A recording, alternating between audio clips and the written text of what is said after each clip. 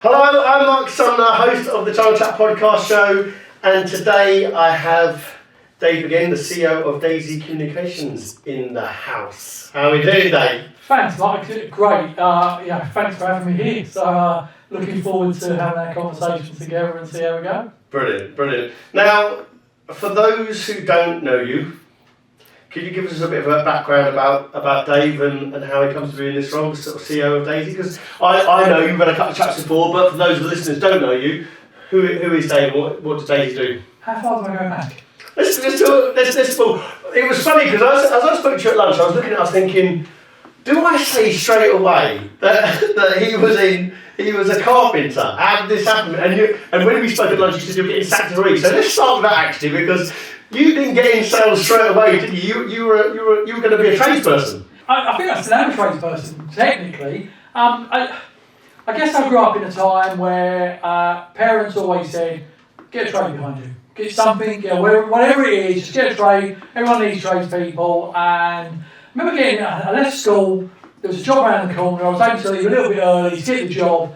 And I can't work out, I just remember every week, he'd sack me. I could never work out why he'd sack me, which actually was something that kind of I made sure in later life. It was a great learning lesson. I didn't realise at that time. But then he'd give me the job back. And every week he'd sack you?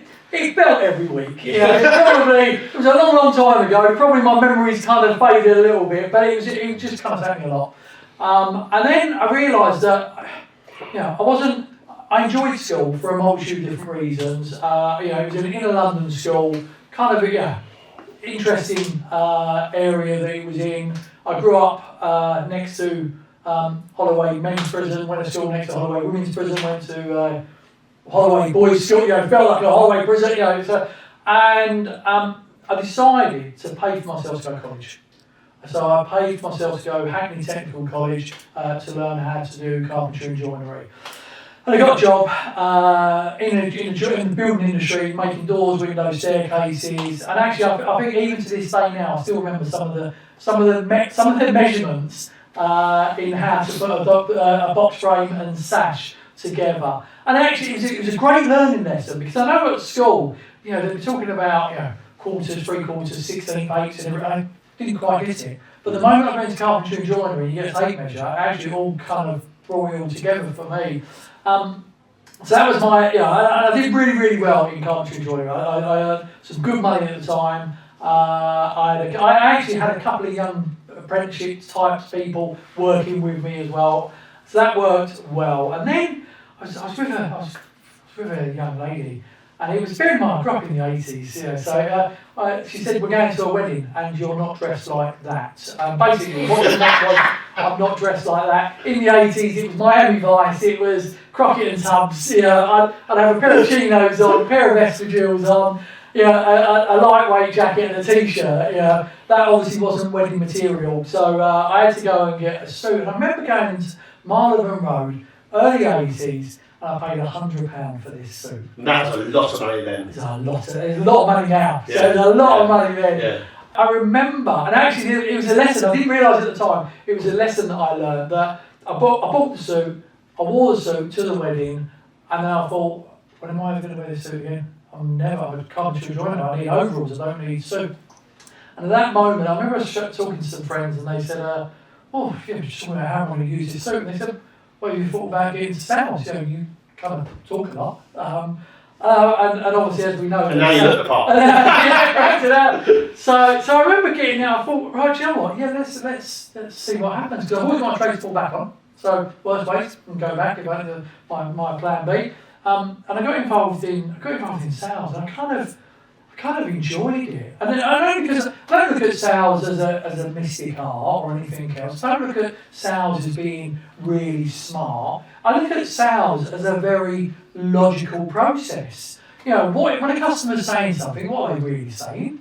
So how can I actually help them out in the same way that I didn't mind paying £100 as long as I was going to get value for it. And I truly believe that every customer is exactly the same. Providing they feel they're going to get value, they don't mind paying something. If they're not getting value for money, then it actually doesn't matter what you're going to charge them for it if it's not value for money. So for me, it was always about how do I ensure whatever product that I've got, that the customer sees the value in the product that I'm supplying? So that was, I guess, one of the lifelong lessons. It wasn't about being smart or anything else. It wasn't about talking all the time. It was about a lot of listening to the customer, a lot of understanding what they actually want. And I truly believe that everybody loves to buy something, but they love to be sold to by a professional. They love to be sold to by somebody that knows what they're talking about. And I guess for me, especially now in work, I've got a load of great people that know what they're talking about, that look after our customers.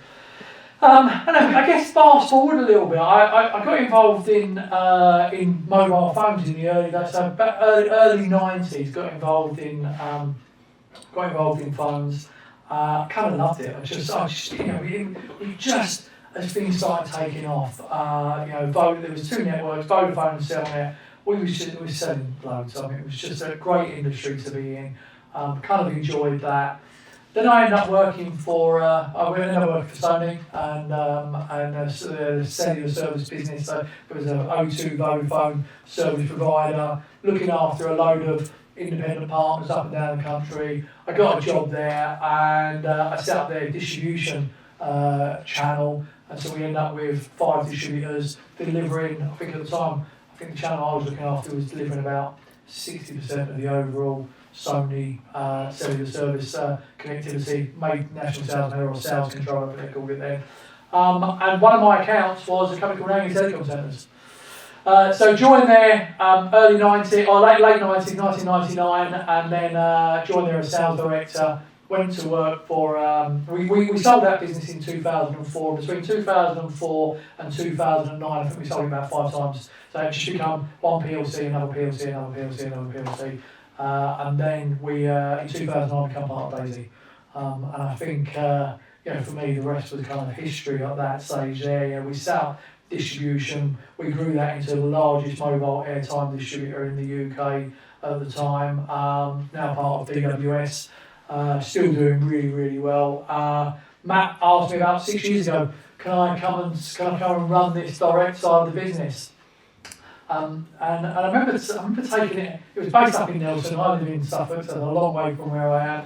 And I took that on 6 years ago. I guess we've grown that. We've grown it through acquisition. We've organically grown the business. We've grown it to about 900 employees we've got within the part of the business that I look after. I'm custodian for, I guess. Just grown it since then, so done really well.